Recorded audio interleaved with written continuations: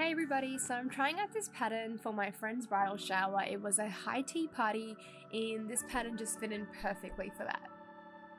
So I'm just at Spotlight, which is I guess the equivalent of Joann's or Hobby Lobby or whatever fabric store I guess they have over the pond. But Spotlight is our craft store and that's where I am right now because I am going to make a dress for my friend's bridal shower. I'm wanting to make kind of like a retro style vintage frock. It's high tea party theme. I don't want to buy anything because I can't find anything that I like and I wanted to sew something. So here I am and I'm gonna go find a pattern hopefully and the fabric as well, all in one shop. I'm just putting on my mask because Miss Rona is still out and about, but hopefully I can still vlog out of this in the store. I'm so excited, like I literally ran out of bed on a Saturday morning to just come here. But I'm so excited. I go crazy when I see this stuff. I'm just gonna look at the patterns first and choose something from here, hopefully.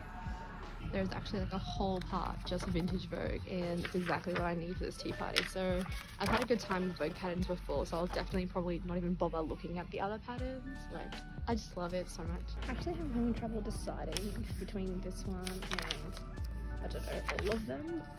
So I decided on this one. I don't know, I feel like it's more me and it's just easy. And I had to pick a size 12 and 14 between. I'm like an AU 8 or 10 I guess, but this is vintage sizing, so I have to go a bit bigger. I guess I don't have the 22-inch waist. I'm having a really hard time choosing between this one and this dark one. I just don't think the white one's gonna look too good on my skin tone. But I think this one might be the one. It's like a heavier kind of linen and it's really pretty. So I actually changed my mind halfway to the purchase and got this fabric because it matches way better with the pattern and it's just so pinky and flowery, which is exactly what I wanted. And I've also just bought my buttons. So I needed 9, but I got a 10 pack and they're beige and I hope to look well with my fabric, but we'll see. So I'm actually really happy with my purchases because like when people come back from the fabric store and like their sewing vlogs, they don't really talk about how much they spent. For me, I originally got a fabric, the first one that I really liked, for I don't know, like 24 a meter, and I wanted full, so that's, I can't do math, whatever. But with the pattern, with notions, which was like 9 buttons, hooks and eyes and ribbon, I was ready to pay like, you know, a fair bit of money. As I was walking past, I saw this fabric on clearance, which is the one I got now, and that was like on clearance because it was not coming back to the store. It was like a cancelled fabric, I guess. So the fact that my likes are cancelled fabric says a lot. Yeah, I was really happy with how much I spent. My total price was about 50 something. So that's really good compared to when I usually come to fabric store and like, you know, buy a pattern, buy a fabric, and you do that whole purchase together and it comes to like 150, 200, 199. Like yeah, I'm gonna create something amazing with this fabric, but like I don't feel good spending that much money. But yeah, I'm really happy with how much everything costs and I can't wait to make this dress. So this is a Vogue Original V2960 1954 vintage pattern. It is for a 60s style dress and it is just so adorable and lovely from the illustration, so I was so excited to make this dress. So I decided to make a size 14, judging from the measurements on the top of the pattern. I am almost 5'9", fairly broad shouldered, but I thought size 14 would fit me best. But when I checked the measurements on the actual pattern, size 12 was more appropriate, so I went with size 12 later on. So I'm just taking out everything that comes in the pattern envelope. Vogue, if you're ever watching this video, please don't sue me for panning across the pattern pieces and information. I just really like doing this for my video. So the instructions were pretty straightforward. I did die horrifically during the buttons part, but onwards to the fabric. So I've got my floral, vintagey, medium weight woven cotton. It is so fantastic against my body and it is on sale, so I'm really happy about that. I've got my medium weight interfacing, my gross grain ribbon, and some buttons. So now I'm just going to open up all the pattern pieces, cut them out, and then place them on top of the fabric. I really recommend looking at the instructions and looking at how to place pattern pieces. I didn't even know this was a thing when I started using patterns because I didn't know how to read patterns, but now I understand obviously that's the best way and the most feasible way to fold your fabric and cut patterns on.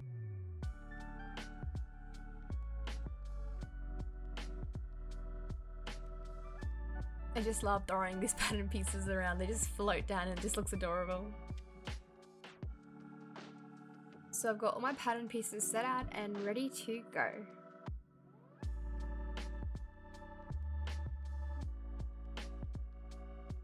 I got these washers from Bunnings, which is a hardware store in Australia. It is just metal discs that I throw around on my pattern pieces, and I just avoid pinning them because it just saves me so much time. So after transferring all the information onto the pattern pieces, I'm going to jump right into sewing up this bad boy. First thing I do is these long machine running stitches to create 2 rows to gather with my hands and get that, gathered effect on the bust.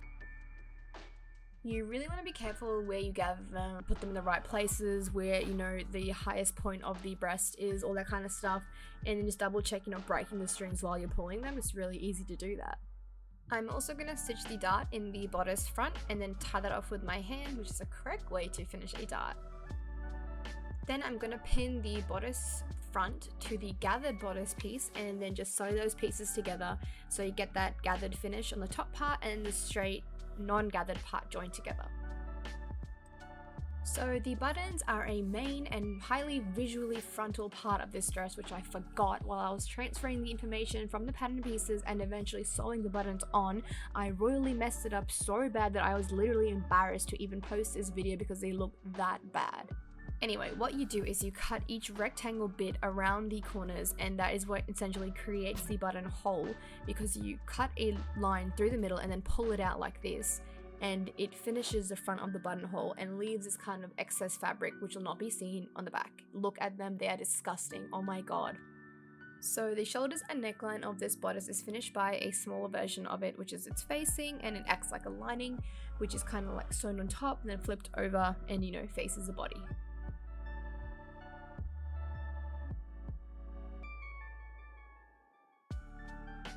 The next thing you're going to do is turn in the seam allowance from the bottom part of this whole entire bodice, clipping around the corners where necessary to get that nice rounded effect.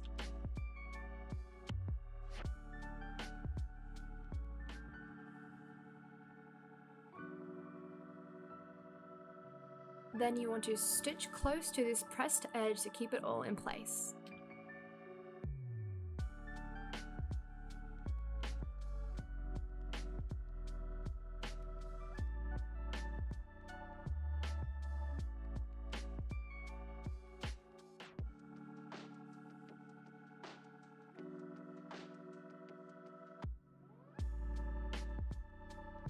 So the bottom of my facing looks great, everything looks amazing, I love it, I hate my buttonholes.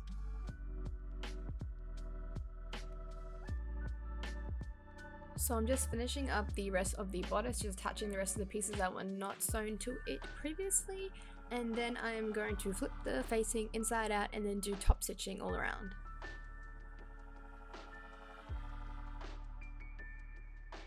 And I'm also going to hand stitch the facing in place so it doesn't move around, and all you do is just stitch to the sides and the rest of it stays in place. So by this point my bodice looks pretty good. The buttons have yet to come to ruin the entire dress, but so far I am pretty much in love with it. I love how neatly I've done my facings, never having done them a lot before, but they finish the seams really good from the neck and the shoulders. So after you attach the main skirt pieces together on the front, I feel like a lot of people have had this issue where the facing instructions are not interpreted as easy as they could be.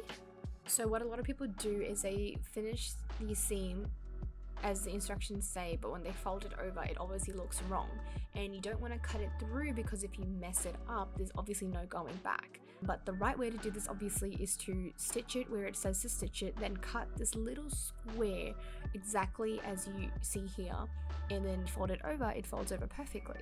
So you want to finish off the inside seams of the facing by just turning them inwards and doing a regular stitch, and then after that sewing the rest of the skirt pieces all together.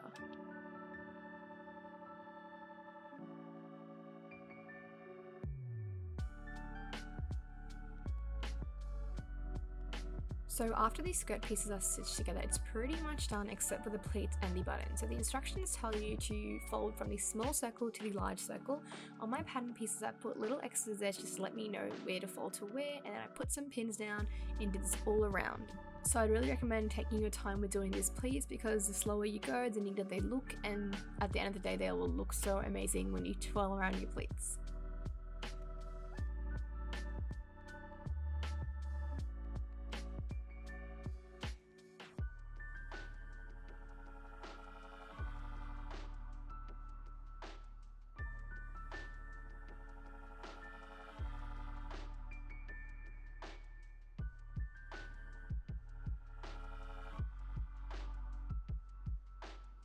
So the next thing I do is a quick basting stitch all above my pleats to keep them in place, and then stitch it to the bodice. I'm also going to go ahead and hand stitch it to the facing on the sides as well, just to keep everything in place. I'm pretty sure I did this part wrong, but these parts of the facing are not finished, and they are still unfinished as I wear the dress, so I hope no one notices.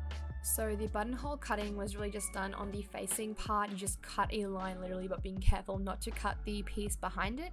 The buttonholes really screwed me up on this dress because I did not align them correctly and just messed them up so bad. I didn't even know how to finish them. I didn't know how to pin them or tack them or make sure they just laid flat and not have a massive square opening. So here I'm just transferring info from the pattern to the Grosgrain ribbon and also sewing it in place. I ended up not actually even using this because I cut it too short, and also it didn't even fit my waist measurement. Like, it was just too small for me.